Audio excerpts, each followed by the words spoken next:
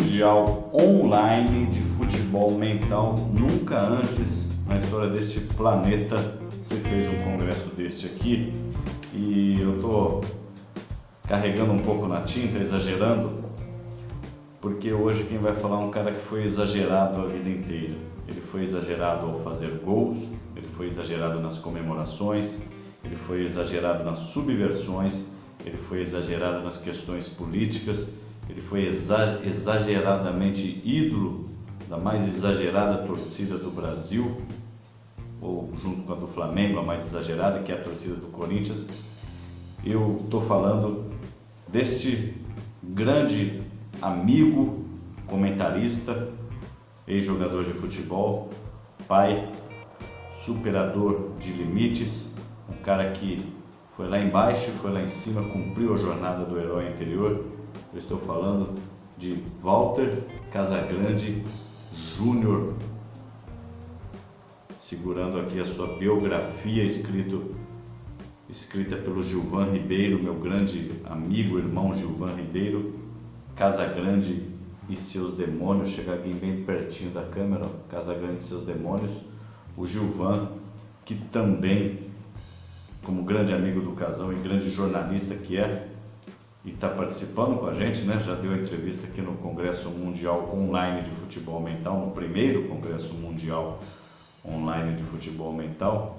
O Gilvan também escreveu Sócrates e Casagrande, uma história de amor, a história do Magrão e do Casão, né? Principalmente na época da reabertura do regime democrático no Brasil, década de 80, década da democracia corintiana.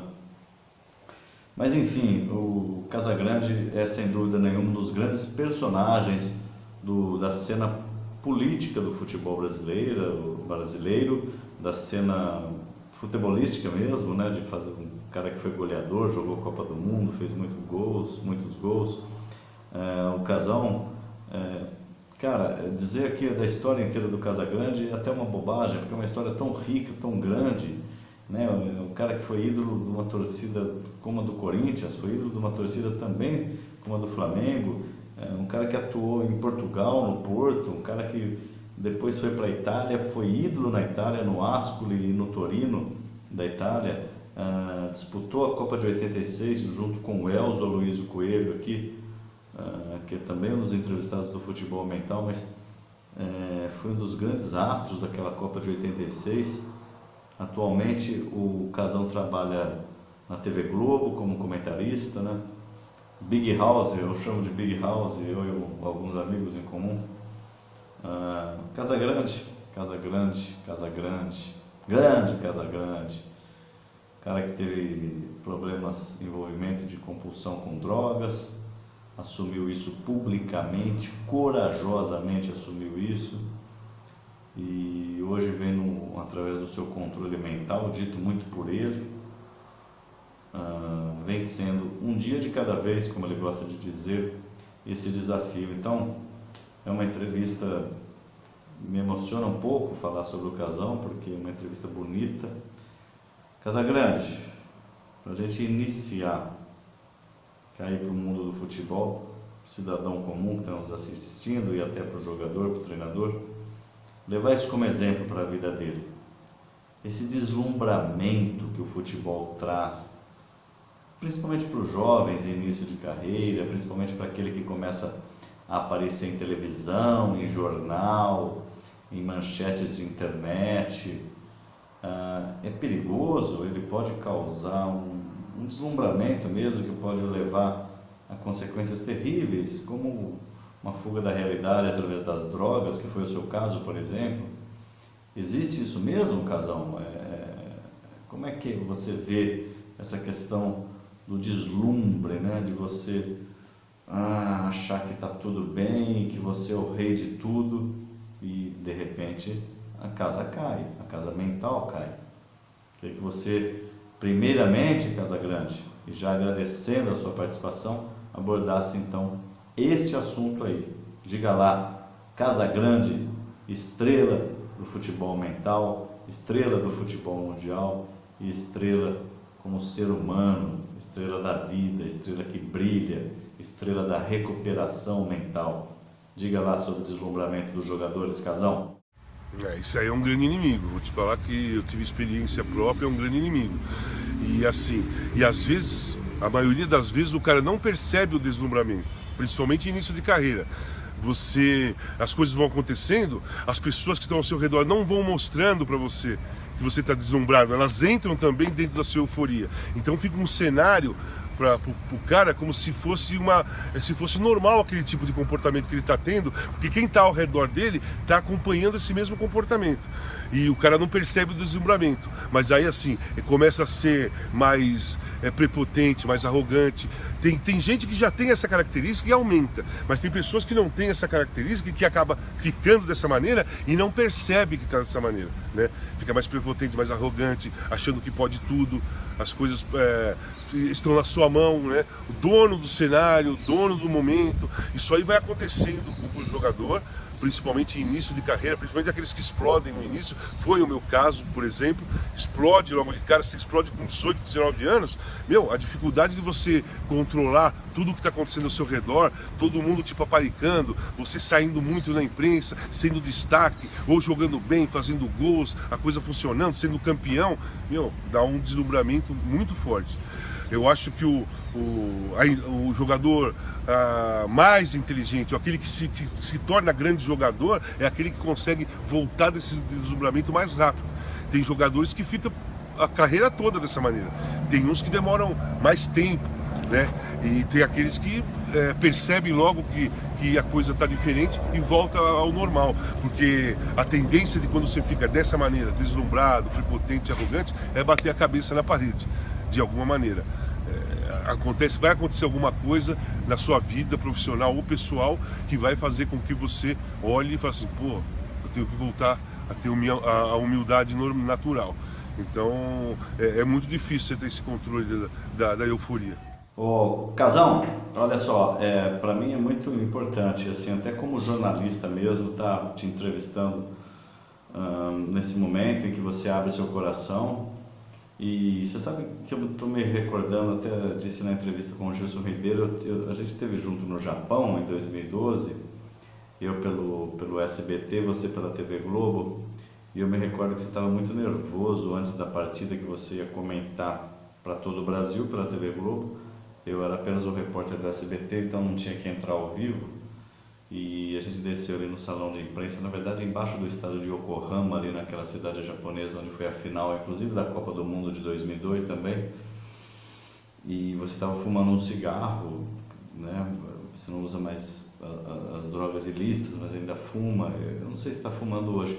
Estava muito nervoso e eu me recordo de um comentário seu comigo. Você disse assim, eu falei, o que foi, Casão? Ele falou, cara, eu estou tão nervoso e eu preciso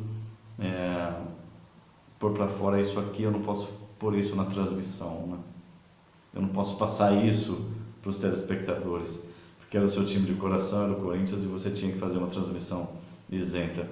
Estou lembrando disso, Casão, para te fazer a seguinte pergunta: você acha que a força mental influencia dentro de campo, né? Essa força mental que você reserva para os momentos ideais na hora do teu comentário, para os jogadores, ela também é importante ali no gramado? Ele vai ter um desempenho melhor se ele tiver uma força mental mais robusta, se ele tiver um controle mental mais importante dessa mentalidade, desse mindset seu? Você acha que é isso, que ele precisa desse controle mental para render melhor para a equipe dele? O que você acha disso, Casão? Claro. Você passa muitas situações dentro do campo que às vezes você fica muito mais irritado, menos irritado, ou mais tenso, menos tenso.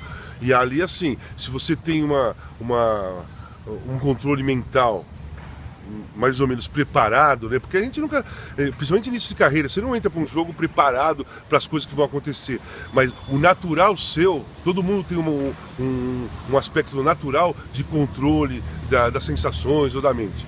E ali, por exemplo, existe jogada que você vai ficar mais tenso, você tem que ter um controle ali naquele momento. Você pode ser expulso, você pode agredir, você pode fazer um monte de coisa dentro do campo por causa da tensão do jogo e da determinada jogada que acontece, que se você não tiver um controle razoável da sua mente, você acaba tendo atitudes por impulsividade, que acaba perdendo um gol fácil, sendo expulso. Bom, Casa, vamos nos encaminhando então para o assunto mais delicado e também importante dessa entrevista aqui, exclusiva, eu repito, exclusiva para o futebol mental, você revelando coisas aqui importantíssimas, inéditas até.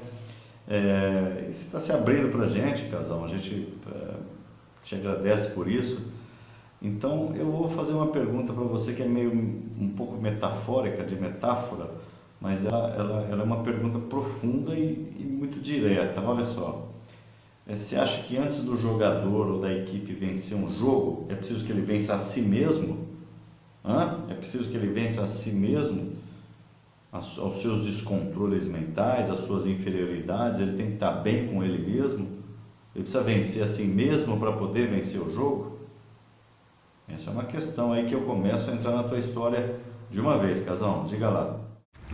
Antes de você jogar uma partida de futebol, você tem que ter profundo conhecimento das suas capacidades mentais, né? Controle emocional, nível de irritação, nível de impulsividade que você tem. E você vai, como no futebol hoje talvez tenha até psicólogos no meio do futebol. Na minha época não tinha. Você ia aprendendo como você é de acordo com o tempo passando, né? Aí é claro que, por exemplo, eu comecei em 81, 82 foi o momento mais eufórico, né? O melhor momento meu. Eu acho que de 83 para frente eu já tinha mais ou menos um desenho emocional meu, não completo, porque era muito cedo, mas já tinha coisas que eu errava emocionalmente. Em 81, 82, eu passei a não errar de 83 para frente. E assim vai indo. Mas eu acho que eu só consegui mesmo ter um mapa emocional completo meu lá com 27, 28 anos. Eu acho que é por isso que as pessoas falam que o jogador fica maduro a partir dos 26, 27, né? O maduro que eles falam não é ser melhor jogador, não é bater melhor na bola, não é cabecear mais, não é nada disso. É o controle emocional.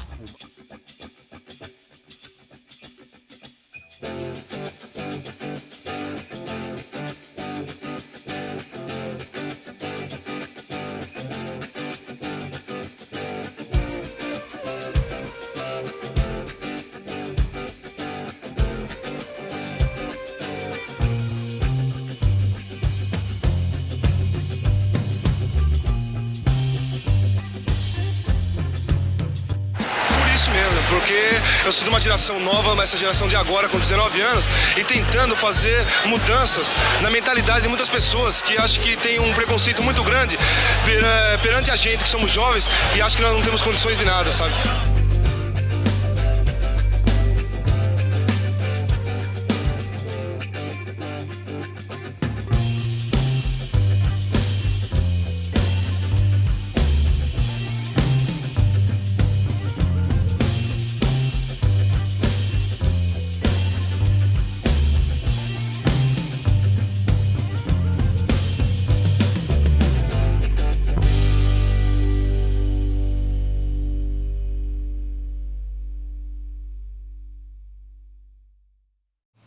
Casagrande, queria te perguntar então, você acha que o poder mental, a força mental, ela é essencial numa recuperação como a sua, por exemplo?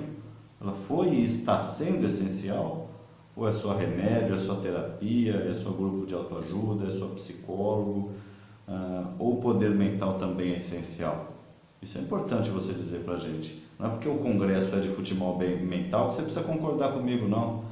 Gostaria muito que você fosse muito transparente como você é e dissesse pra gente, o poder mental, ele é essencial para vencer uma compulsão, um vício contra as drogas, por exemplo, como você vem vencendo dia a dia? Diga lá, Big House. É essencial, lógico. Você tem que aprender, no meu caso, eu já estou numa recuperação bem avançada e eu continuo aprendendo um modo de eu conseguir viver uma vida normal igual aos outros, tendo um controle mental das situações que vão causar vontade de usar alguma coisa. Um barzinho com calor, happy hour, as pessoas estão bebendo, você não pode beber, dá aquela sensação de vontade, e assim você, na sua mente, você tem que fazer esse controle e voltar ao normal. Então a força mental dentro de uma recuperação de dependência química é um dos fatores mais importantes mesmo, porque aí fica na sua mão, né? O tratamento é importante, os psicólogos são importantes, as terapias são importantes, os remédios são importantes até um determinado momento. Depois fica na sua mão, quando você já tem alta e está na rua, fica na sua mão. O que é ficar na sua mão? É a força da mente, né? Você vai ter que ter os seus controles para não ter uma recaída, e é a sua mente que vai trabalhar dessa maneira. Cortando a vontade, mudando de pensamento, tendo a percepção que aquele local já não dá mais ir para outro local. Então é a mente que vai trabalhar. Bom, Walter Casagrande Júnior, que honra, hein? Que honra! A gente nunca deve falar isso, porque são 21 entrevistados, né? Tem Zico, tem Pepe, tem Dorival Júnior, tem Milton Neves, tem René Simões, tem Fred Rincon, direto da Colômbia, tem Marta, tem muita gente boa, né? Todos são bons. Eu não vou eleger a melhor, a pior, mas eu quero dizer para você, Casagrande, especialmente para você, de uma forma muito pessoal, que sem dúvida nenhuma é a mais esclarecedora entrevista dessas 21 iniciais do primeiro Congresso Mundial de Futebol Mental. É, sem dúvida nenhuma, disparadamente a mais esclarecedora entrevista.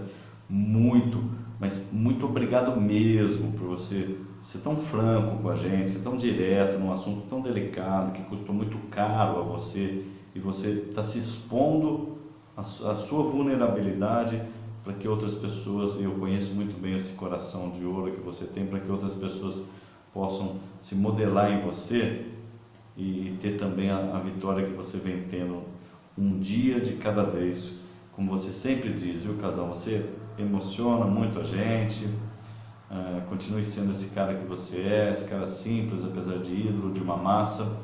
E para finalizar então, além desse meu muito obrigado de toda a audiência do Futebol Mental, eu quero pedir para você uma opinião sobre essa coisa da modelagem, né? Muita gente se modela em você, toma você como modelo e faz igual para ter o mesmo, entre aspas, sucesso, a mesma vitória. Você acha também que as pessoas se modelam num grande esportista? Não precisa ser só no futebol, você pode falar aí de uma maneira geral, e o grande esportista, portanto, deve ser uma boa referência para as pessoas, porque as pessoas se modelam nele. Acontece mesmo isso, Casal? Isso é tranquilo, é claro para você, ou não acontece? Muito obrigado, responde essa última para mim. Você está liberado para ir lá comentar os seus jogos na TV Globo. E no words, sem palavras, Big House, Casagrande, muito obrigado mesmo. O ídolo do esporte é um modelo a ser seguido? Acontece isso, Casão? Tchau, grande abraço para você.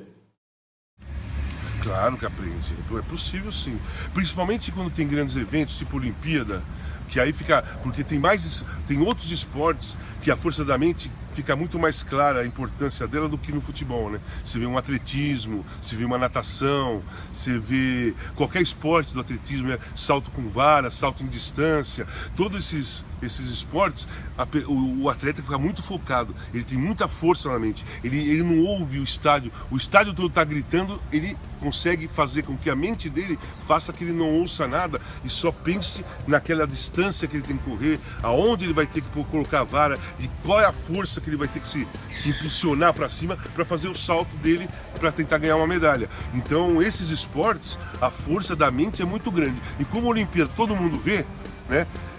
Principalmente esses esportes do atletismo, muita gente aprende com o poder da mente desses atletas aí, aprende e leva para a vida, né?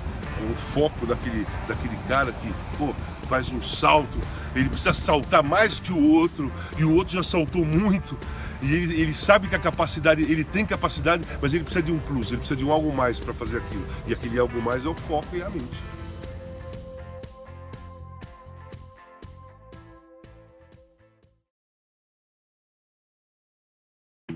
primeiro Congresso Mundial de Futebol Mental, um programa desenvolvido especialmente para você com os maiores nomes do futebol.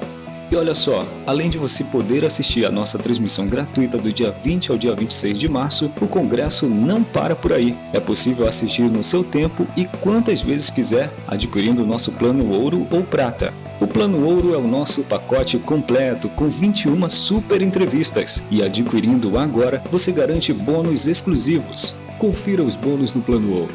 Um bate-papo exclusivo com a Marta, que foi eleita 5 vezes melhor do mundo. Um bate-papo exclusivo com o Nando Tunes, que é irmão do Zico e o primeiro jogador anistiado do Brasil. Tem também um podcast do Cláudio Zaidan, falando com exclusividade sobre futebol mental. No Plano Ouro, você pode emitir o seu certificado de participação no Congresso. O livro A Bola e o Verbo, de autoria do Rodrigo Viana, é também um bônus do Plano Ouro, mas atenção, válido somente para os 100 primeiros. O e-book Futebol Quântico segue também como bônus no Plano Ouro. Ele traz o melhor treinamento mental com os ensinamentos, dicas e técnicas dos maiores atletas mundiais. E para complementar a lista, temos um grupo oficial no Facebook, um espaço reservado para interação sobre os assuntos relacionados ao Congresso. Todos estes bônus, se somados, resultariam no valor acima de R$3.000. Então aproveite! Hoje eles estão inteiramente grátis no Plano Ouro. Adquira o Plano Ouro por apenas 12 vezes de R$ 74,10 ou 741 à vista. Além do Plano Ouro, no Plano Prata você pode adquirir cada entrevista separadamente por apenas 12 vezes de R$ 8,18 ou R$ 81,75 à vista.